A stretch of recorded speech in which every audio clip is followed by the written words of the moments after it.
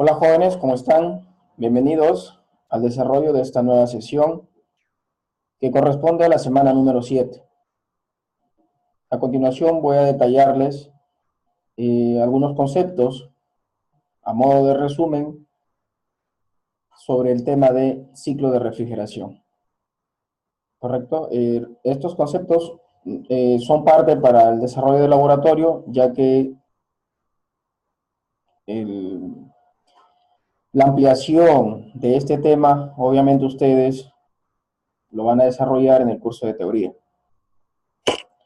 Bien, objetivo: identificar los componentes principales y secundarios del sistema básico de refrigeración, determinar el coeficiente de performance del sistema o el coeficiente de operación y estudiar el ciclo de Carnot inverso. Saberes previos: ¿cuáles son los componentes de un refrigerador? ¿En qué consiste el ciclo de Carnot?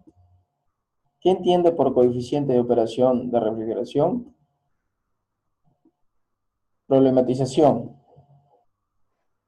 recuerden que esta pregunta o este caso es el punto de partida para el debate durante el desarrollo de la práctica de laboratorio. Entonces es de suma importancia, en base a los conocimientos previos y en base a las referencias bibliográficas, puedan ustedes dar lectura referente a este tema, ya que su participación es muy importante. Si se conoce que los valores del coeficiente de operación para los refrigeradores están en el intervalo de 2.3 a 2.6 para carne, embutidos, lácteos y frutas, 1.2 a 1.5 para alimentos congelados, ¿en qué caso se consume más energía y por qué? ¿Correcto? Entonces, obviamente tendrán que responderme teniendo en cuenta, o mejor dicho, justificando su respuesta. ¿Por qué para el primer caso es más alto a diferencia del segundo? Bien, logro de la sesión. Al finalizar la sesión, ustedes van a estar en la capacidad de identificar las partes básicas que componen el ciclo de refrigeración por compresión de vapor. Asimismo, ustedes van a poder desarrollar también, no solo haciendo uso de las tablas termodinámicas, sino también con ayuda del diagrama de Molière. Como toda sesión, un video de motivación referente al tema, obviamente que les va a permitir a ustedes poder comprender mejor dónde o cómo, mejor dicho, se aplica este tema o en qué tipo de industrias este tema, digamos, se tiene en cuenta, ¿no? Digamos, es de suma importancia dentro de la industria. Más allá de la industria, también, pues, hoy en día, en nuestra región, hay pequeñas empresas que se dedican a, a la comercialización, pues, a la fabricación, perdón, de refrigeradores. Obviamente, para hacer todo este equipo, obviamente hay que hacer un cálculo, ¿correcto? Y ustedes en clase, obviamente les voy a explicar en el laboratorio mediante la resolución de algunos problemas. Bien, desarrollo del tema. Ciclo de refrigeración, generalidades. El calor se transfiere en la dirección de temperatura decreciente, es decir, desde medios de temperatura alta hacia los de temperatura decreciente. Eso obviamente de forma natural se cumple siempre, ¿no? Si de un objeto o de un sistema que se encuentra pues a una temperatura elevada, obviamente la transferencia va a ser a otro sistema de temperatura, eh, digamos, más baja, ¿no? Hasta que llegue un equilibrio. Entonces, obviamente esta idea nos quiere decir prácticamente que hay una dirección de la transferencia del calor. Entonces, esto está relacionado con la segunda ley de la termodinámica. Asimismo, el proceso inverso, en el caso, por ejemplo, sea inverso al mencionado anteriormente, obviamente no puede ocurrir por sí mismo, ¿no? Entonces, obviamente ahí ya tiene que actuar, digamos, actúan otros factores en el caso se quiera, digamos, hacer inverso, ¿no? Pero naturalmente sí tiene un solo sentido. La transferencia de calor de un medio que se encuentra a baja temperatura hacia otro de temperatura alta requiere de dispositivos especiales llamados refrigeradores, ¿no? Acá viene el caso inverso, ¿no? Entonces acá se necesita pues equipos o dispositivos llamados refrigeradores. Los refrigeradores son dispositivos cíclicos. El fluido de trabajo utilizado en el ciclo de refrigeración se denomina refrigerante. El ciclo de refrigeración que se utiliza con mayor frecuencia es el ciclo de refrigeración por compresión de vapor, que vamos a ver más adelante el diagrama. Los componentes principales de un ciclo de refrigeración son un compresor, un condensador, una válvula de expansión y un evaporador. Y en esta imagen, en la imagen número 1, se tienen los componentes básicos de un sistema de refrigeración. Obviamente hay un dispositivo en el cual inicia, ¿no? Que es el compresor. Obviamente este compresor, observen a la entrada, la temperatura de entrada al compresor es de 1095 y la temperatura de salida es 60, ¿no? Asimismo también aumenta la presión. Entonces, obviamente hay un aumento de temperatura. En este compresor hay un trabajo neto, ¿no? De entrada que se va a realizar para realizar ese cambio. Más adelante también les voy a explicar a detalle en qué consiste cada uno de ellos, ¿no? Entonces, obviamente, digamos, este gas, este vapor, por decirlo así, sobrecalentado, va a pasar a un condensador, ¿no? Obviamente a la misma presión, correcto, el condensador va a llegar hasta líquido saturado, luego pasa por una válvula de expansión, simplemente para disminuir la presión, también obviamente disminuir la temperatura, y esto nuevamente pasa a un evaporador en el cual absorbe o elimina el calor, ¿no? del espacio que se desea refrigerar, y nuevamente empieza todo el ciclo. Entonces es muy importante que ustedes jóvenes conozcan bien sobre estos 4 componentes básicos de un sistema de refrigeración. Bueno, a nivel ya de, digamos, macro, obviamente la imagen que nos quiere dar a entender es la siguiente, ¿no? Por ejemplo, si yo quiero refrigerar un cierto espacio, obviamente a cierta TL tengo que retirar calor. Ese calor se le denomina QL, ¿no? Que es la salida deseada, con tal que se mantenga una temperatura acá de refrigeración, ¿no? A una temperatura TL. Entonces, ese calor que es absorbido pasa por todo este proceso que se había mencionado anteriormente,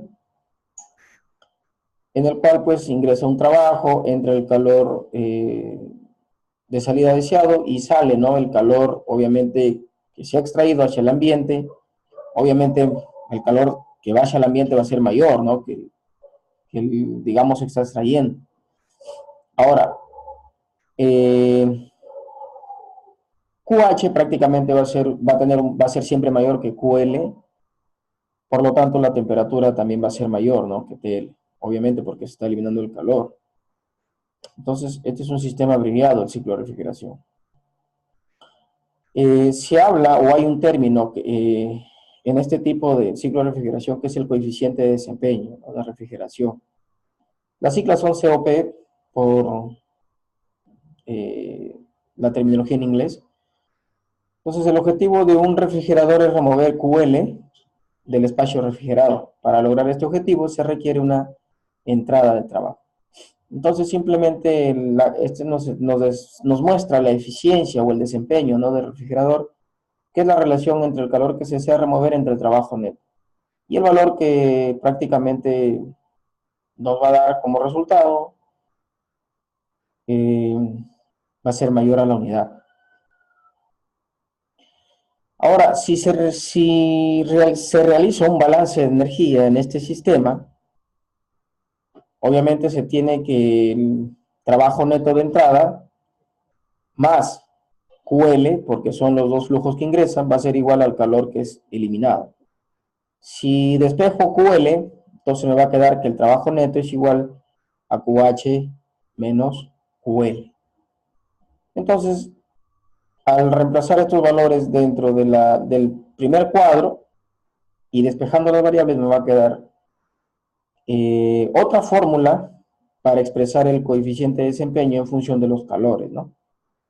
Entonces, hay otra forma también de expresar, ¿no? Mediante estas dos formas, matemáticamente, por decirlo así, se puede calcular el coeficiente de desempeño. El principio de funcionamiento de los principales dispositivos del sistema de refrigeración. Entonces, en el evaporador se transfiere calor, absorbe de la región fría al refrigerante, que experimenta un cambio de fase a temperatura constante.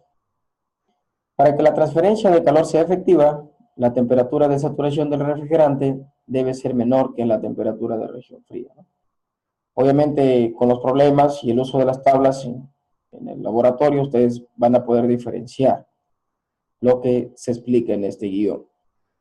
El condensador. El refrigerante se condensa al ceder calor a una corriente externa del ciclo. El agua y el aire atmosférico son las sustancias habituales utilizadas para extraer calor del condensador. Obviamente también en el condensador, para conseguir que se transfiera calor, la temperatura de saturación del refrigerante debe ser mayor que la temperatura de las corrientes atmosféricas. Compresor.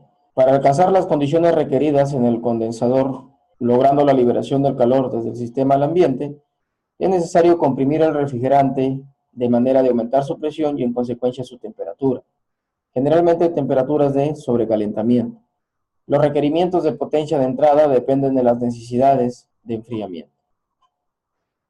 La válvula de expansión, que también es otro dispositivo, liberando el calor en el condensador, es necesario revertir el proceso del compresor de manera de obtener bajas temperaturas al disminuir la presión, ¿no? Realizar una expansión, logrando las condiciones requeridas en el evaporador. Entonces, obviamente se condensa, pasa a estado líquido nuevamente para que inicie en el evaporador, el compresor y el condensador nuevamente, o sea, sigue el ciclo, ¿no? Bien. Obviamente también es muy importante, obviamente ustedes pueden complementar con la lectura sobre el ciclo inverso de Carnot. Bueno, Carnot, el primero, él hace el comentario de un proceso reversible, donde el primero, pues, según este diagrama presión-volumen de un ciclo de Carnot, que, digamos, tiene el sentido horario, ¿no? Donde es al sentido inverso, ¿no? Entonces, obviamente, el ciclo inverso de Carnot prácticamente es el ciclo que permite también explicar a detalle todo lo que es el sistema de refrigeración, ¿no? Por eso al ciclo inverso de Carnot se le llama también ciclo de refrigeración de Carnot. Obviamente, ¿por qué? Porque a diferencia del reversible, donde QH ingresa al sistema y sale QL, el ciclo inverso es quien entra es QL y sale QH, como se había explicado anteriormente todo el circuito de refrigeración.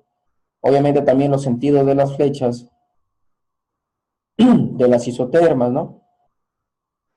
Obviamente también cambia de sentido antihorario, sentido inverso. Ya en clase, con el mismo diagrama de Molière, obviamente ustedes van a poder también realizar este ciclo y poder graficar. Bien, con respecto a los refrigerantes.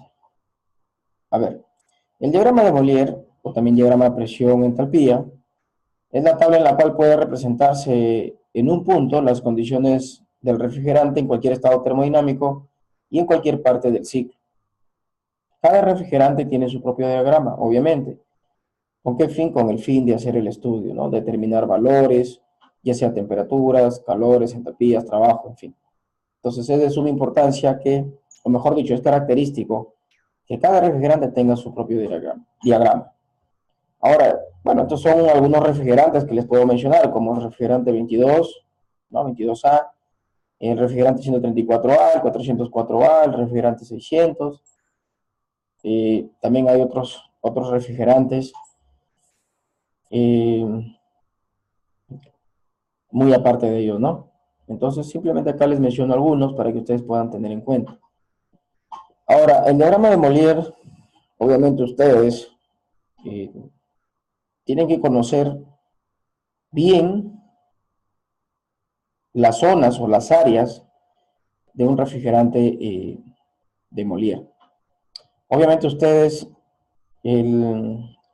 para tener una base de este diagrama, obviamente tienen que haber llevado el uso, ¿no? Del tema de sustancias puras, ¿correcto? Correspondiente al capítulo 3 del libro de termodinámica, en donde explica cómo es el manejo, ¿no? Y el uso de estos diagramas. Entonces, tienen que tener buena base para que así este diagrama no les sea difícil entender, ¿correcto? Entonces, prácticamente en esta imagen está todo a detalle, la zona de líquido subenfriado, la de líquido saturado, vapor saturado, la zona de sobrecalentamiento, la zona de mezcla vapor, las isotermas, se tiene el punto crítico, también se tiene,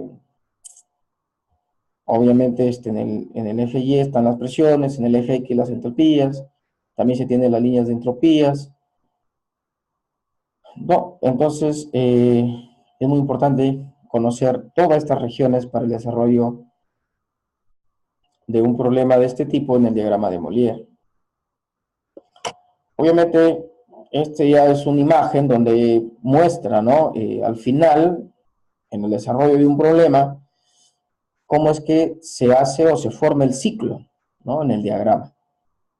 Entonces, ya están los 4 componentes principales del desarrollo del ciclo de refrigeración, ¿no? Del punto 1 y 2 está la compresión, de 2 a 3 la condensación, de 3 a 4 la expansión, de 4 a 1 la evaporación. Ahora, a partir de este diagrama, obviamente se determina lo que se había mencionado al principio.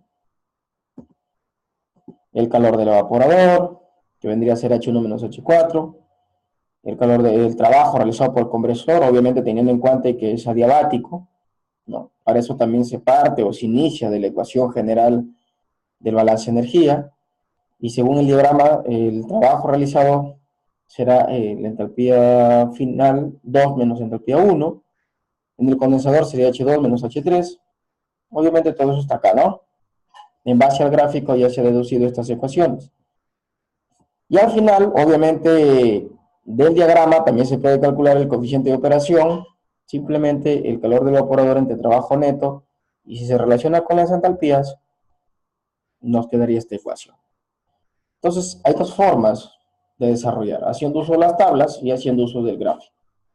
Entonces, obviamente para eso tienen que manejar bien la ecuación general de balance de energía, tienen que manejar bien el tema de las tablas termodinámicas, ¿sí? En el sistema internacional, sistema inglés, conocer las regiones, ¿no? Que es de suma importancia del diagrama de Molière. Bueno, viene el desarrollo de la práctica. En conclusión, bueno, la eficiencia de un refrigerador se expresa en términos del coeficiente de desempeño. El ciclo de Carnot es totalmente reversible, permitiendo que los 4 procesos que comprende el ciclo puedan invertirse, en cuyo caso se convierte en el ciclo de refrigeración de Carnot, ¿no? El ciclo inverso que se había explicado anteriormente. Los valores del coeficiente de operación para los refrigeradores están en intervalo de 2.6 a 3 para áreas de edición y preparación, 2.3 a 2.6 para carne, embutidos, lácteos y frutas, 1.2 a 1.5 para alimentos congelados y 1 a 1.2 para unidades de helados. Bueno, más de conclusión, obviamente es, digamos, el resumen para que ustedes puedan entender sobre los valores, ¿no?, del coeficiente de operación. Tiene la designación en casa, que está en su módulo, y la respectiva referencia bibliográfica. Entonces, jóvenes, como les había mencionado, esta diapositiva tiene conceptos básicos. Recuerden que es laboratorio, que es el complemento de la teoría. Entonces, es muy importante que ustedes manejen bien, vuelvo a repetir, la ecuación general de balance de energía. ¿No? Tienen que saber utilizar ambas tablas, conocer las regiones, eh, conocer cómo realizar el balance de energía en compresores, cómo realizar el balance de energía en evaporadores, en condensadores, en válvulas de estrangulamiento, en fin. Entonces, tienen el libro Cengel, que está en la biblioteca de la institución, y acá tienen un enlace para que ustedes puedan también comprender cómo se usa este diagrama de Mollier. Muy bien, jóvenes, en caso de existir alguna duda, encantado de poder atenderlos. ¿Sí? Simplemente me hacen llegar un correo e inmediatamente les puedo atender. Muchas gracias, eso sería todo. Hasta luego.